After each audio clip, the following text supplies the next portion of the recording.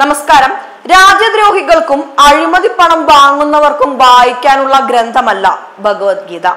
8ന്റെ പണി കിട്ടി ജയിലിൽ കിടക്കുമ്പോൾ ഓർമ്മ വരേണ്ട ഗ്രന്ഥവുമല്ല. അതിനെ മുന്നേ വായിച്ച് നന്മയിലേക്ക് തിരിയാനുള്ള ഒരു ഗ്രന്ഥമാണ്. ഇപ്പോ ഇന്ത്യ മുന്നണിക്കും രാഹുൽ ഗാന്ധിക്കും കെജ്രിവാളിനെ ഓർമ്മയില്ല. കെജ്രിവാൾ ഇനി ലോകം കാണുമോ എന്ന് കണ്ടറിയണം. മദ്യനയ കേസിൽ ഡൽഹിയിലെ റൂസ് അവന്യൂ കോടതി ഡൽഹി മുഖ്യമന്ത്രി അരവിന്ദ് കെജ്രിവാളിനെ ബുധനാഴ്ച 3 ദിവസത്തെ CBI കസ്റ്റഡിയിൽ വിട്ടിരുന്നു. അന്വേഷണ ഏജൻസിക്ക് കെജ്രിവാളിന്റെ കസ്റ്റഡി അനുവദിച്ചപ്പോൾ കസ്റ്റഡി കാലയളവിൽ ചില ഇളവുകൾക്കായുള്ള അദ്ദേഹത്തിന്റെ അഭ്യർത്ഥനകളും അംഗീകരിച്ചിരുന്നു. കള്ളപ്പണം വെളുപ്പിക്കൽ കേസിൽ തിഹാർ ജയിലിൽ കഴിയുന്ന കെജ്രിവാളിനെ ബുധനാഴ്ചയാണ് CBI ഔദ്യോഗികമായി അറസ്റ്റ് ചെയ്തത്.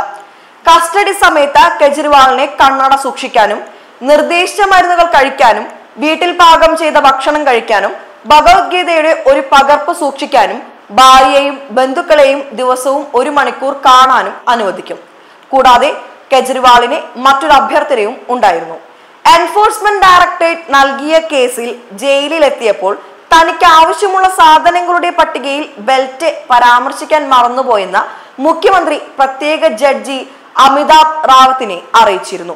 തന്റെ ബെൽറ്റ് എടുക്കാത്തതിനാൽ തിഹാർ ജയിലിലേക്ക് കൊണ്ടുപോകുമ്പോൾ പാന്റ് പിടിക്കേണ്ടി വന്നു. അത് തനിക്ക് നാണക്കേടായി തോന്നിയെന്ന് കെജ്രിവാൾ വിശദീകരിച്ചു. കെജ്രിവാളിന്റെ ആവശ്യങ്ങൾ കോടതി അംഗീകരിച്ചിരുന്നു. ജൂൺ 29 വൈകിട്ട് 7 മണിയോടെ കെജ്രിവാളിനെ കോടതിയിൽ ഹാജരാക്കും. News desk Bharathabhoomi.